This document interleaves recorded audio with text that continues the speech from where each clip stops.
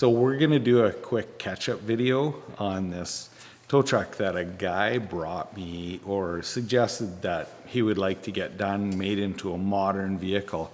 Something that he can use to travel all over. He owns properties around and he can get fixed anywhere. So it's kind of unique because we're literally transplanting this thing into something that uses as much factory original equipment as possible.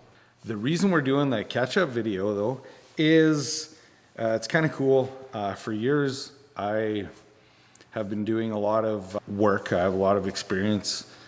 I do things kind of my way, but everyone comes into the shop and says, why don't you have a YouTube page? Like all the time I hear that. So this is it.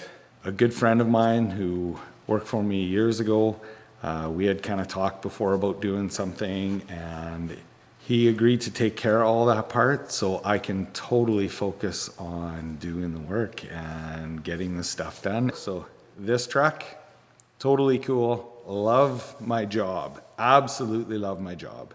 And this is a big part of it. So we started this truck quite a few years ago, and then it ended up getting to the point where it got put on the back burner because it wasn't really a priority. It was sort of a thing where when you got time, and then this guy that also gave me this project, he has lots of other projects that we slip in, but now it's become where, man, this has been sitting a long time, we got to get on it. So right now what we're doing is I'm going to give you a whole bunch of footage over the years of what happened, and this is now the start of where we're going to set up cameras and I'm just going to work. You guys hopefully will join me in the journey of getting this thing done. And so this is what we started with. So underneath the hood, you can see there's a ton of room underneath there for this original engine. So when starting this vehicle, I went through a lot of vehicles and I did a lot of measurements. So this is a 54 Dodge, very unique. It's got a big back window, so it's a really unique, cool truck. It should have a Dodge powertrain underneath it. Unfortunately, the requirement is a diesel. It's going to be pulling, it's going to be doing a lot of work, where it's a normal, daily, hard-working truck. So I measured Cummins stuff, and unfortunately, it would have taken too much real estate lengthwise in this truck. And so after all the research, we settled on going with a Duramax. So this is what the inside of the truck looked like. It's pretty plain Jane. The one concept about this truck is we really need it to look like it's a 54. When he opens the door, we don't want this thing looking modern. And so these trucks were sold in different markets that had right and left-hand drive. And so the concept of the right and left-hand drive, in my mind, needed to stay the same, as well as this truck is going to be modern with air conditioning and everything. And so we don't want it to look like an afterthought, the air conditioning, ducting, stuff like that, where it's plugged underneath the dash. So this has got to be integrated in, as well as these trucks were extremely tiny. So you were driving with your knees up at your chest and no real leg room. So the donor, this is a 2006 Chevy 1-ton dually 4-door truck.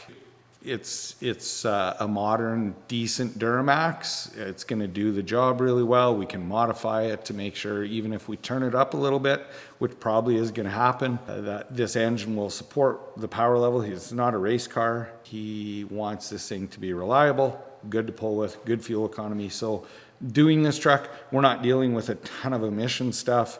We're dealing with modern stuff that's going to be very serviceable, and as well, the comfort. So the seats in this truck, I've owned these trucks. I really like these trucks. I have one currently, and even the back seat's comfortable. And of course, that's what we can make fit in here. So it's got the proper color interior, proper motor, proper drivetrain, cheap, easy repair stuff. So this is just a shot of us pulling the cab off the Duramax. And this is the tow truck that is unmarried from its chassis.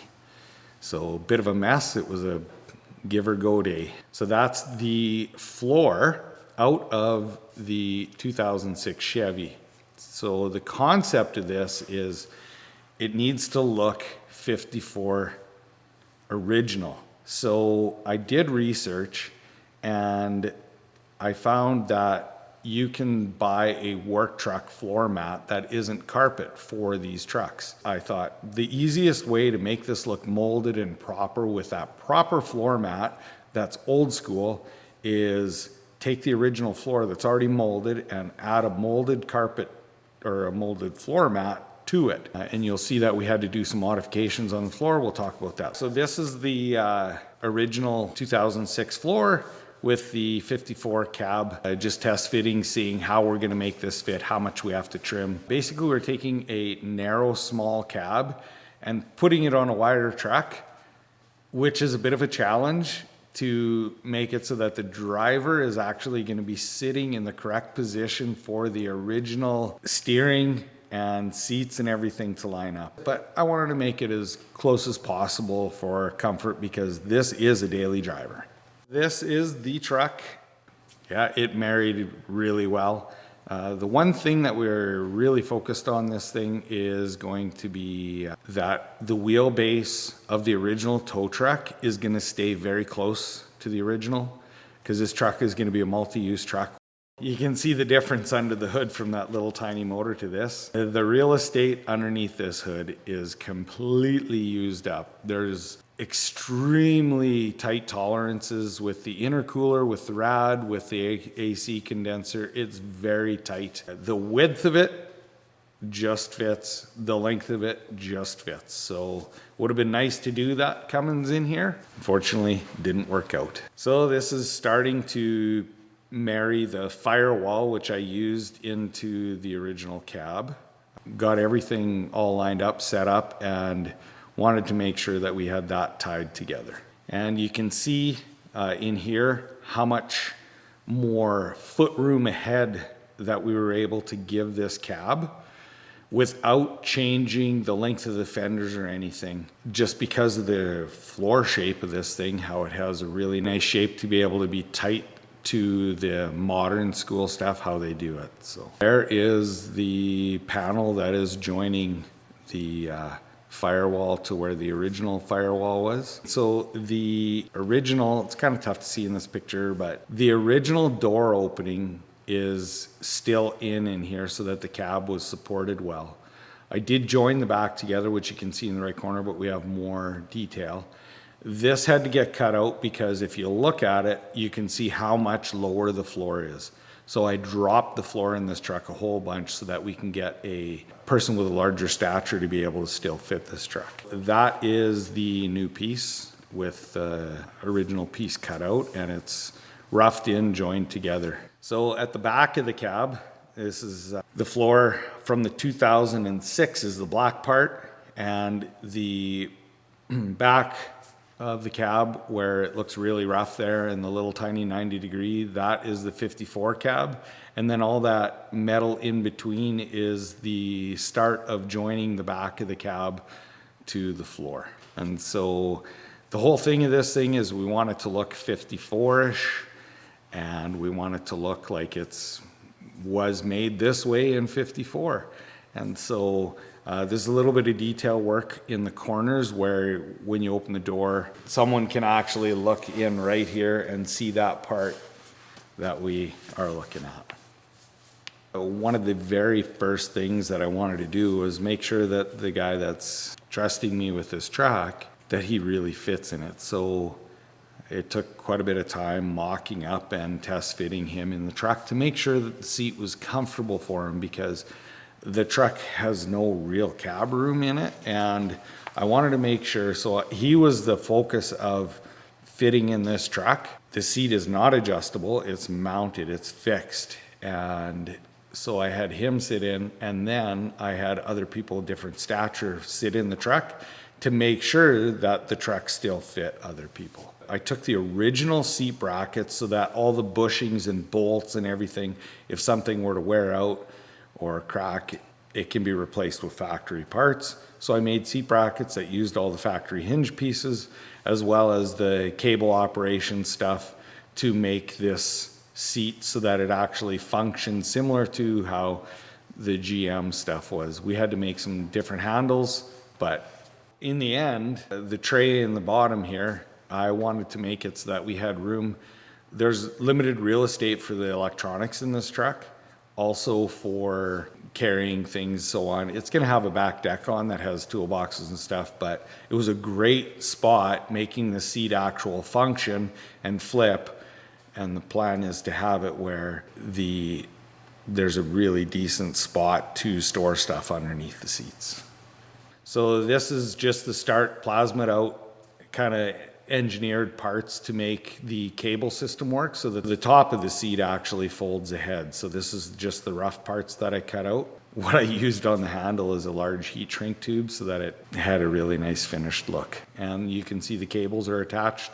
So those are the factory GM cables in a factory GM truck. When you lift the bottom of the seat, it releases the top.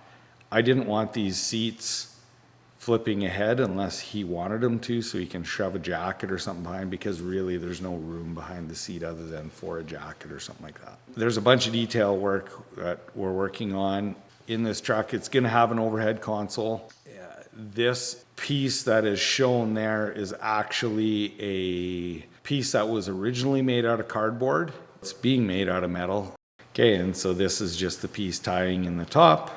And we'll do lots more because that stuff is still in the works. This is what the raw piece looked like. Of course, I have a bead roll in it, but there's the vision of what I start with flat material. So the videos you're going to see coming up, I'm going to be starting with flat material and we'll be creating. This is the inside of the truck with the floor attached mainly, except for the front of the firewall isn't, and the big heater box and everything has to go in, the dash has to go in. So what I did is I built a dash structure in here out of square tubing, so that we have a lot of support for the steering column, and we also have support and stuff to build the dash off. But if you look in there, there's that V-shaped piece. That's the original transmission for the wiper system. And so it's actually the original piece. It's called the transmission for the original wipers. What I did is I took the modern wiper motor, the computer controlled one, so that we have all the computer controlled options, and I rebuilt that in. I built a new transmission to have the wipers work just like a new vehicle would. So there's the dash cut out. So this is a shot with the factory rubber that goes in behind the heater box, and that is the factory heater box mounted into the factory location of the 2006 truck.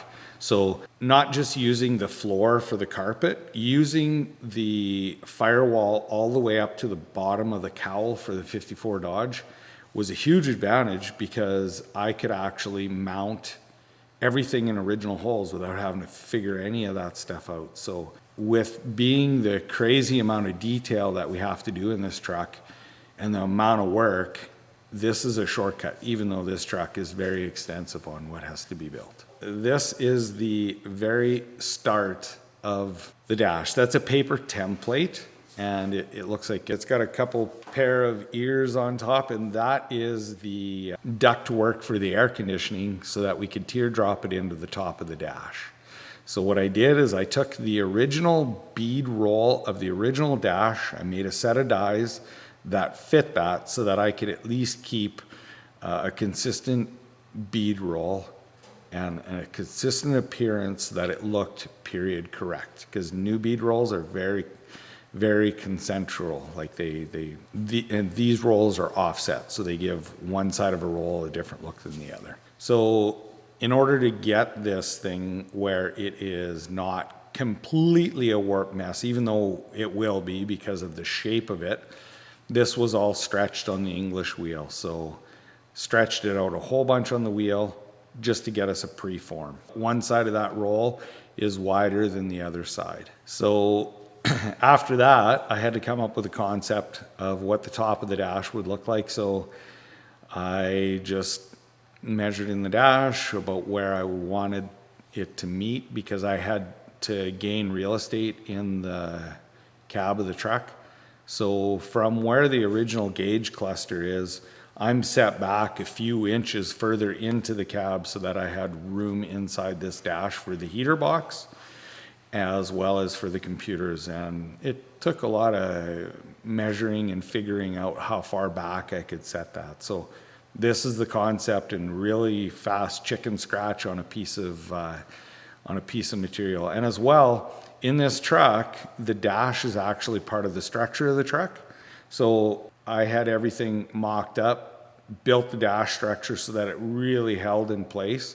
So this is English wheeling the top of the dash out, and it's starting to take a good shape. We're getting her lined up. There it is, all married in the cab. It's not totally finished. This is all you can see. I just have it screwed to the framework in there and testing it up and refitting it so where it's actually going to sit. So wanting to keep this all stock, we looked at Dakota Digital stuff. We looked at doing a bunch of different options. And it came down to that we wanted to keep everything as stock as possible. This is the original dash out of this truck. Of course, if we want to keep stock modern equipment, we're not going to be able to make these gauges work. The Dakota Digital stuff would have been a great option if we didn't need to fit all this stuff in the dash. If we were to use Dakota Digital stuff, with how big the dash is, this would have looked like a tiny little screen on a big background. So this is the original dash out of the 2006 Chevy truck.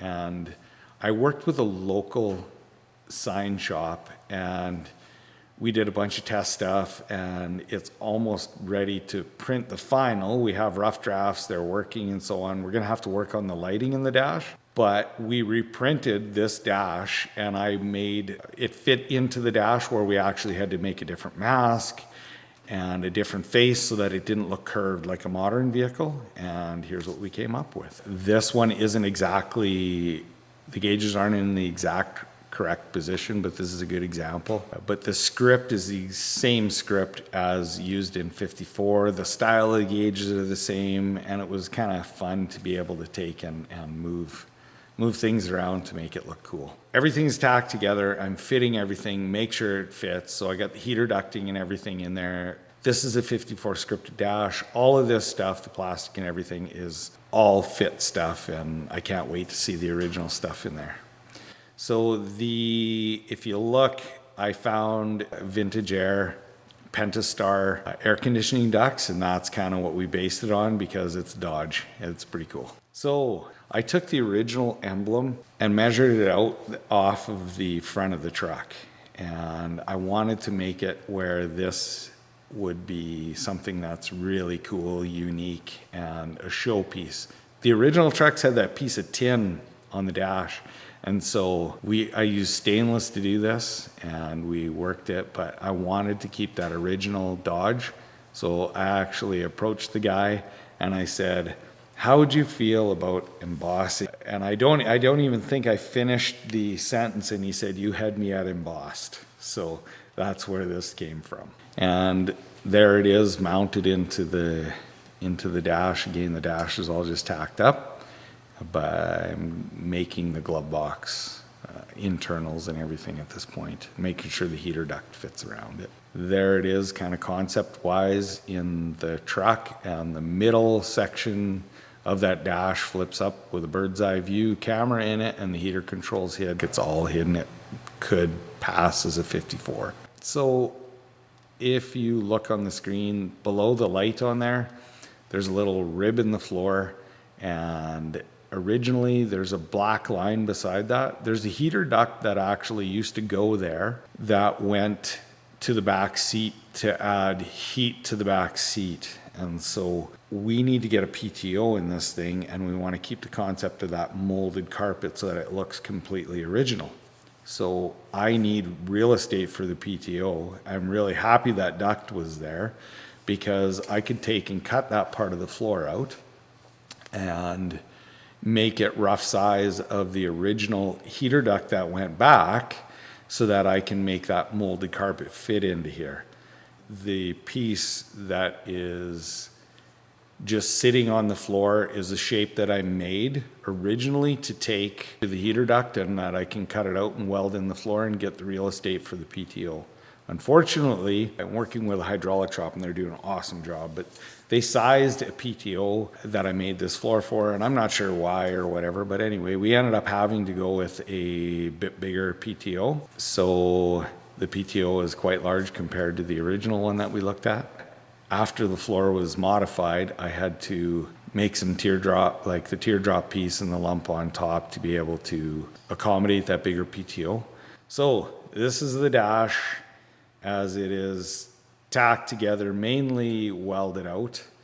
And so this is the top of it. Another shot of the view from the other side. There's still some stuff that's tacked together. I don't want to completely weld this thing out when it's out of the truck, because I have very good structure in the dash, inside the dash. And unfortunately, I didn't take a picture of it before I welded this in. So the dash now is tacked in. This is a flat piece of material that I am going to mold the side of the dash into the cab with. So there it is molded in. It's not fully welded yet, but if you look at the top left there, or the top center, I guess, there's a little bulb in there. So that is actually going to be the side window defrost ports. So that's already built and ready to go in. And this is the other side getting shaped. So this is really tiny curve, and it is a lot of manipulation on the English wheel to get this to work out nice. There is a kind of top view of the dash in the truck. It's welded out.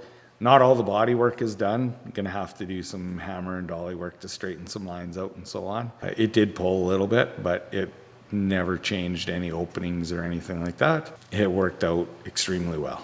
And so this is the first real video that we're gonna do this after this catch-up video. So I built the undercovers. I got a little bit of a tail end of building this undercover on this side, and we'll carry on with hopefully doing videos to make this project something that you'll wanna take a look how it turns out.